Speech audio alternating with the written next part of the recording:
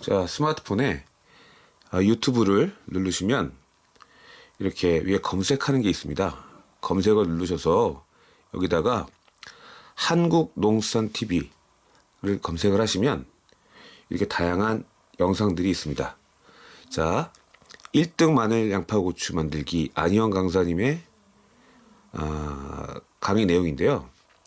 여기를 보시면 요 버튼을 누르면 밑에 이런 게 생겨납니다. 여기 보시면 1등 마늘 양파고추 만들기 PPT 보기, 여기를 누르시면 안희영 강사님의 그 PPT 내용들이 여기 고스란히 있으니 이걸 참고하시고 농사를 지시면 좋을 것 같습니다.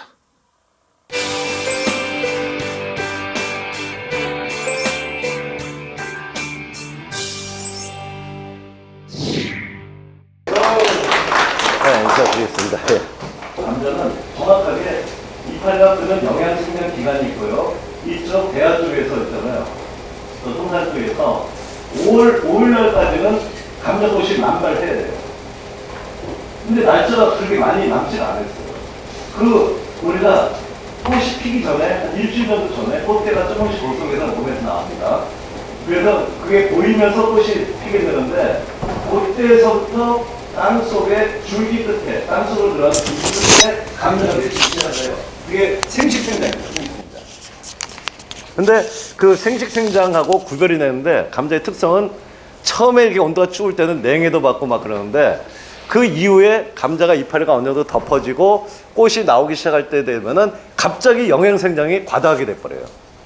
몸 안에서 그 순간에 호르몬이 있잖아요. 키다리병을 만드는 지베릴린 호르몬이 왕창왕창 나와요. 갑자기 대가 굵어지고 높아지고 쓰러지고 그러면은 감자가 엉망이 돼버려요. 그러면은 생식생장을 정확하게 구별을 해가지고서 우리가 생식으로 돌아가게 하면은 그 다음에는 모든 영양분이 감자로 쏠리면은 감자 농사가 A급이 돼버립니다. 그런 기준은. 그래서 우리가 5월까지는 꽃 피기 전까지는 생골 촉진하고, 그리고 5월 5일 이후부터는 근비대를 촉진하는 작업을 반드시 해야 되고요. 그러려면 싹이 고르게 나야 되고, 싹이 고르게 나오기 위해서는 싹 틔우는 것을 정확히 해야 돼요. 산광, 흩어지는 이 빛에 싹을 일주일 정도를 놔가지고서 우리가 제대로 고르게 트게 해야 됩니다. 그리고 자를 때 있잖아요. 얘들은, 이 감자는 위가 있고 아래가 있습니다. 위가 조금 더 빼쭉해 보이고 밑에가 더 뭉툭해 보입니다. 위쪽으로 모든 기운이 다 쏠려 있어요. 그러니까 위쪽에서 십자로 쪼개야 되는 것이지, 중간에 쪼개게 되면은 중간이나 밑에 거는 발화가 제대로 안 됩니다. 그래서 위에서부터 십자로 자른다는 걸 나도 싹튀기를 해야 됩니다. 이건 줄기 끝입니다. 절대 뿌리가 아니에요, 뿌리. 줄기 끝에다 녹말을 저장을 하는 것입니다. 이게 녹말이 생길 때 이파리 상태가 두꺼운 상태로 장애가 없이 만들어야 되고요. 바이러스가 없어야 되고, 그 생육이 촉진돼야 됩니다. 그래서 빠른 시간에 녹말이 축적이 돼야 되고요. 그런데 이때 이파리에서 영양분이 얘 하나만 가는 게 아니고 여러 개로 갑니다. 근데 그걸 있잖아요. 어떤 거는 왕특이 나오고 어떤 건 쏘리가 나오면 쏘리들은 가격이 안 나와버려요. 그것을 똑고르게, 크기가 똑고르게 나오게 분배를 해주는 기능을 하는 게 그때 붕소 성분이에요. 그래서 붕소를 갖고 있는 우리가 성분이 그 영양제를 그 순간에 옆면살포를 해주게 되면은 감자의 크기가 똑고르게 납품하기 좋은 크기로 딱 돼버립니다. 예. 자, 그걸 다음 그림을 볼까요? 이게 이렇게 돼버리면 납품하기가 되게 힘듭니다. 쪼린 감자는 크기가 작은 것은 품질이 되게 떨어지게 되고요. 그래서 이렇게 거의 일정하게 만드는 작업을 반드시 해야 됩니다. 이 감자라는 것을 우리는 뭐 이렇게 경험에 의해서만 재배했지 기술적으로 감자에 투입을 한 적이 별로 없어요. 그래서 우리는 앞으로 명품 농산물 생산에 그런 기술을 투입을 하는 작업을 해줘야 됩니다. 그래서 여기서 나온 그 식재료들이 더 윤기가 나고 더 기능이 더 좋고, 그렇게 그런 제품들을 우리가 급식용으로 납품을 해서 이걸 먹는 어린이들이 더 튼튼하게 더 해야 되고요. 자, 그리고 지역 특산물, 우리가 지역 농산물을 급식에 전부 이용을 해야 되고, 향후에서는 이렇게 가공 쪽으로 가야 됩니다. 근데 애들이 점점 눈이 나빠져요. 안경을 낀 애들이 되게 많습니다. 블루베리가 몇 년 동안에 소득작물로 쭉 가다가 몇 년 동안에 또 지금 내려가고 있어요. 근데 블루베리를 가지고서 애들한테 먹이면은 애들이 눈들이 그렇게 좋아집니다. 그래서 블루베리로 양갱을 만들 수도 있고 경우에 따라 블루베리 이런 가루와 그런 걸 넣은 그런 식재료들을 만들어 가지고서 우리가 학교에 납품하는 것도 되게 필요하다고 좀 보고 있습니다. 자, 그래서 이 농민 중심의 이런 유통을 해야 되는 거고요. 로컬 푸드 직매 장소부터 해야 되고요. 자, 그리고 이런 꾸러미 이 사업도 확대를 해야 될 걸로 보고 있습니다. 학교 급식에서 혹시 더 남는 그 품목이 있다던가 그럴 때는 여기서 주축이 돼가지고 택배 사업으로서 그 고객을 확보를 해가지고서 일주일 단위로 꾸러미 택배가 계속 가는 것도 좋은 사업으로 진행을 할 수 있다고 보고 있고요. 또 엽채류에 대해서도 우리가 이런 새로운 품목을 개발해서 입식을 하는 것도 필요하다고 보고 있습니다. 교육 중에서 엽채류 교육이 제일 힘듭니다. 품목도 제일 많고 또 재배하는 것도 좀 복잡하기도 하고 단순하면서도 또 복잡하고 그런 게 엽채류인 것 같습니다. 자, 그래서 저는 그 엽채류를 볼 때는 지금 경기도 이천 쪽하고 여주 쪽이 굉장히 많습니다. 저쪽 포천에 가니까 한 사람이 400동의 하우스를 갖고 있는 사람도 있고, 인천에서는 계양 쪽에도 200동을 갖고 있고, 이천 쪽에 100동도 있고 그러는데요. 좀 이게 하는 농가들이 면적은 많지만은 그 시대가 이제 지나고 이제 품질 가지고서 해야 되고 또 인건비가 많이 오르다 보니까 고용한 외국인이 그 좀 말썽을 일으킨 경우가 많다 보니까 이제는 정형화된 그 면적에서 좋은 물건을 만드는 쪽으로 흘러야 될 걸로 보고 있습니다. 물론 학교 급식에서는 한꺼번에 많은 양이 아니고 좀 더 소품목, 다품목을 하기 때문에 그럴 수 있지만은 경우에 따라서는 앞으로 엽채류의 경우에 부추를 하는 사람들 있잖아요. 하우스를 짧은 하우스, 환기가 잘 되는 짧은 하우스를 우리가 한 25동 정도를 가져가지고서 쉬는 날 빼고서 매일 하루에 한 동씩을 수확을 합니다. 한 동을 수확을 하면은 한 70박스, 80박스 정도 쫙 나옵니다. 그거 출하하고 다음날 또 한 동하고 그런 식으로. 다음에 그 열무의 경우에도 열무만 계속 심어요. 그래서 하우스를 한 40동 정도를 갖고서 짧은 하우스 40동 가지고서 매일 한 동씩 수확을 하는 거예요. 그러고서 좀 여분을 갖고 토양 관리하는 데는 좀 비껴가고 해서 그렇게 40동 가지고 매년 열무만 심어서 1년에 한 3억, 4억 정도를 버는 사람도 있고 그렇습니다. 또 상추의 경우에서는 1년에 상기작을 재배를 합니다. 상기작.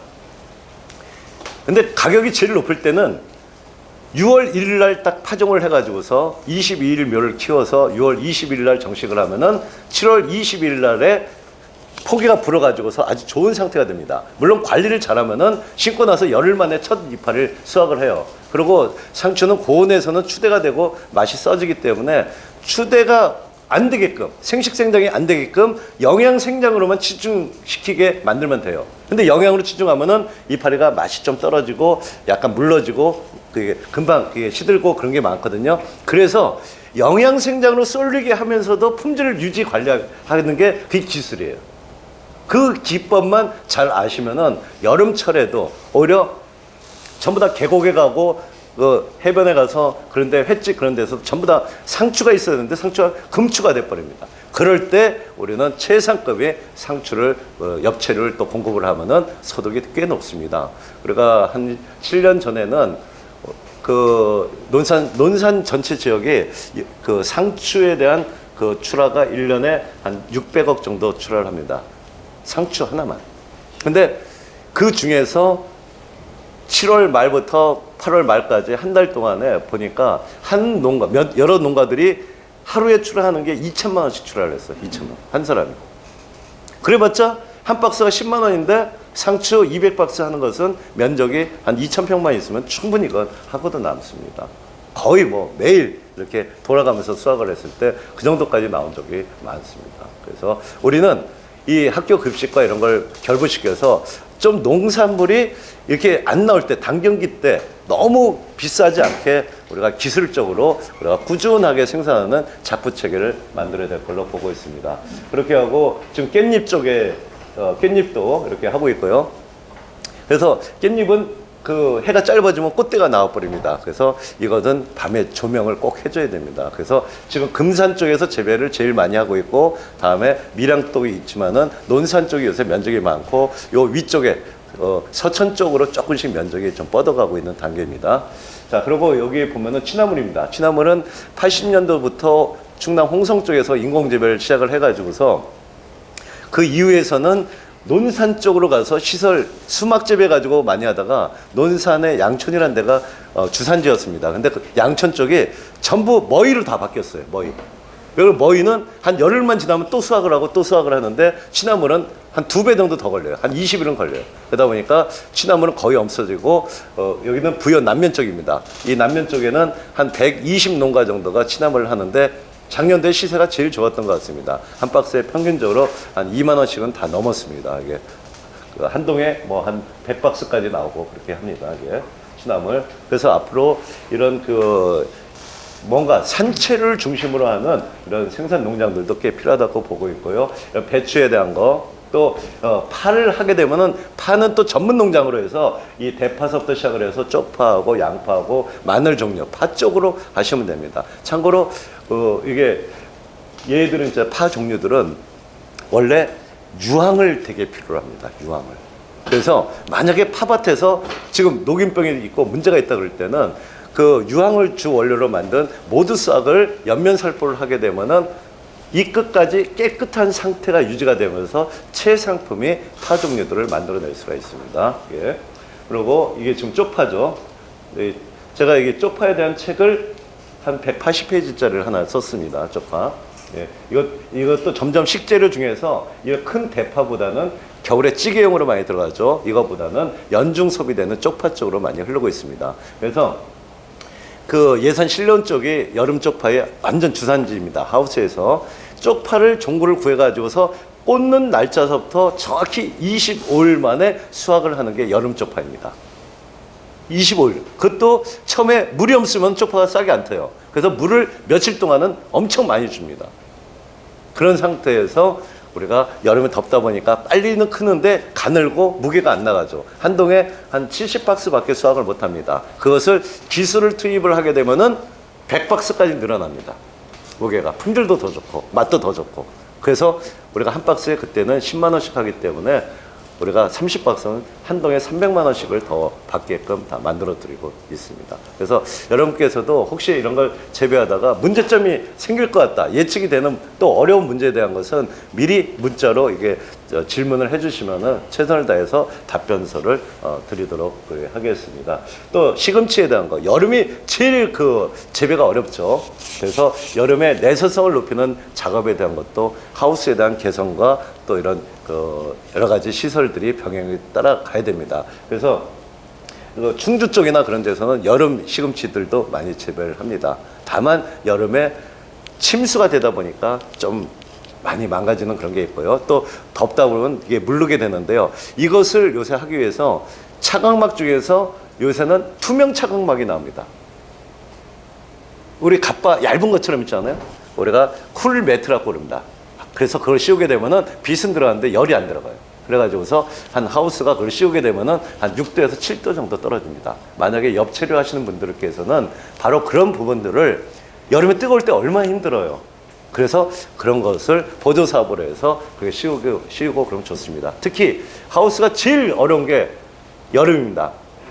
근데 가서 보게 되면은 하우스에 엽채는 차광막을 많이 씌우죠. 근데 출입문 쪽에, 앞쪽에 길 쪽에 있잖아요. 거기가 차광막이 없다 보니까 나와서도 제대로 쉴 데가 없는 경우가 되게 많습니다. 그래서 그쪽을 하우스 앞쪽하고 뒤쪽을 있잖아요. 거기를 철제를 해가지고서 차광막을 90%짜리를 시원하게 씌워놓으면은 시원한 바람이 하우스로 들어가고 교류가 되면서 여름이 되게 시원해집니다. 예. 그런 작업을 꼭 하셔야 되고요. 그다음에 아까 고추에 대한 것도 했죠. 다음에 어린이들 있잖아요. 이 단호박 쪽을 좋아합니다. 우리가 2kg 넘고 그런 큰 것은 우리는 단호박 내지는 밤호박이라고 그럽니다. 그런데 여기서 요거 500g짜리로 내려간 것은 그거는 미니 단호박이라고 그렇게 하고 있습니다. 그 중에는 최근에는 250g짜리 아주 앙증맞은 그런 단호박까지 나오고 있습니다. 그래서 그것을 색깔도 주황색도 있고 초록색, 노란색 이렇게 여러 가지가 있는데요. 그것을 알록달록하게 해서 9개들이 한 박스로 이렇게 딱 구획을 해서 우리가 칼라 미니 단호박으로 그렇게 출하를 하면은 그것도 상당히 좋고 학교 급식용으로도 되게 인기를 얻을 걸로 좀 보고 있습니다. 또 이 노지 오이 재배하는 것도 있고요. 다음에 가지에 대한 것도 군산 가지가 좀 나오죠. 가지도 우리가 급식용으로는 되게 중요한 품목으로 지금 되고 있습니다. 자, 이게 고추. 이만큼만 많이 달리면은 되게 좋죠. 작년도에 7월 말에 이 홍고추, 물고추의 가격이 1kg에 5,000원까지 올라갔습니다. 요만큼, 1kg 요만큼밖에 안 됩니다. 그게 5,000원씩이었습니다.